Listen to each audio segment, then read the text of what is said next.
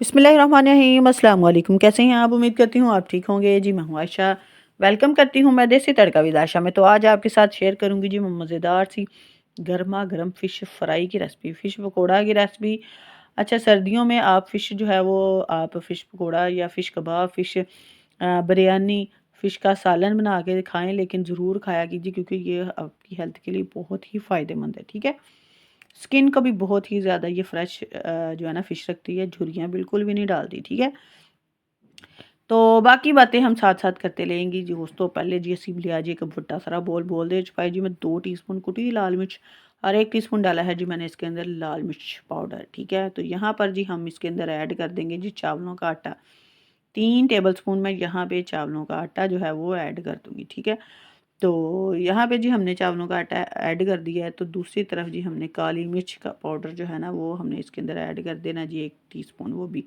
अच्छा, मैं यहाँ पे सफ़ेद मिर्च डाल रही हूँ, आप चाहें तो काली मिर्च का भी इस्तेमाल कर सकते हैं। नमक जो है वो आप हस्बे ज़ायक़ा डाल सकते हैं, ठीक है। पहले भी मैंने इसके अंदर नमक डाला था, लेकिन थोड़ा-सा मैं इसके अंदर दोबारा से ऐड कर रही हूँ, ठीक है। और मीठा सोडा जो है वो भी हम इसके अंदर ऐड कर देंगे, थोड़ी-सी चुटकी भर, ठीक है।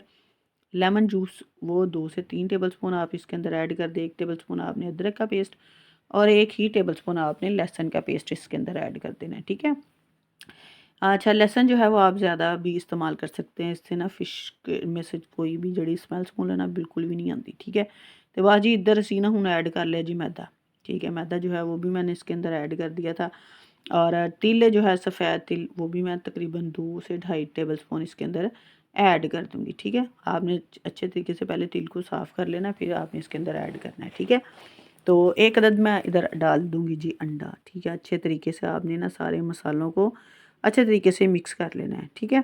अच्छे तरीके से मिक्स करके हमने इसकी अच्छे से ना इसकी जो मसाले का जो जिसके साथ हमने मैरिनेट करना है मसाला वो हम तैयार कर लेंगे, ठीक है।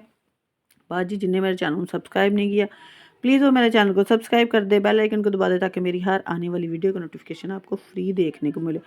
वीडियो ना फुल वॉच कराया करो, ताड़ी बड़ी मेहरबानी, कट के वीडियो ना देखा करो, ठीक है।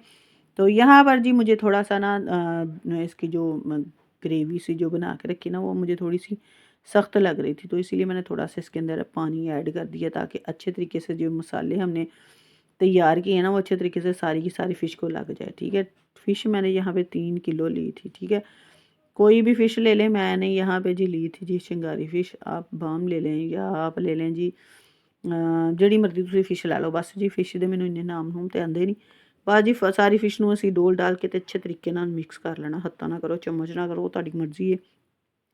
इसको मैंने 2 घंटे सॉरी जी 2 दिन पहले मैंने ना इसको मैरिनेट करके रख दिया था।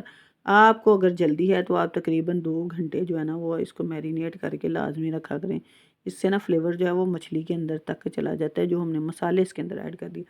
अच्छा, मैं बाहर का ना कोई मसाला फिश मसाला वगैरह कोई नहीं ਇਹਦੇ ਵਿੱਚ ऐड किया, बस ਜਿਹੜੇ साढ़े किचन च मौजूद ने ना बस वही मसाले इसके अंदर मैंने ऐड किए हैं, ठीक है। घी को आपने अच्छे तरीके से गर्म कर लेना है, उसके अंदर आपने फ़िश को ना डालना है, आराम आराम से डालना है, बहुत ही जल्दी करने की ज़रूरत नहीं है, ठीक है। आपका हाथ जल ना जाए इसीलिए बड़े ही आराम आराम से इसको घी के अंदर ना ऐड कर देना। घी जो है वो आपने ज़्यादा गर्म हाई कर लेना है। बस जी फ्लेम इतने मैं ज़रा हाई रखा सी, ठीक है। स्लो फ्लेम पे नहीं आपने पकाना, इससे ना अगर घी गर्म ना हो तो मसाले सारे के सारे फ़िश से उतर जाते हैं।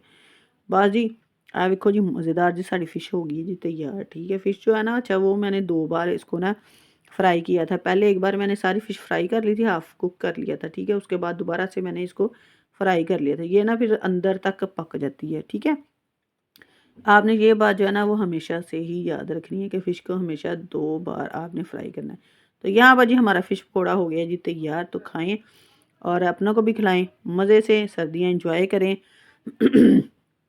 और अगर मेरी वीडियो अच्छी लगे तो लाइक कर दें और कमेंट में बतानी है कि मेरी फ़िश पकौड़ा की रेसिपी आपको कैसी लगी और कैसी नहीं लगी, ठीक है। मैंने पहले भी शेयर की थी लेकिन ये मैं न्यू रेसिपी आपके साथ शेयर कर रही हूँ।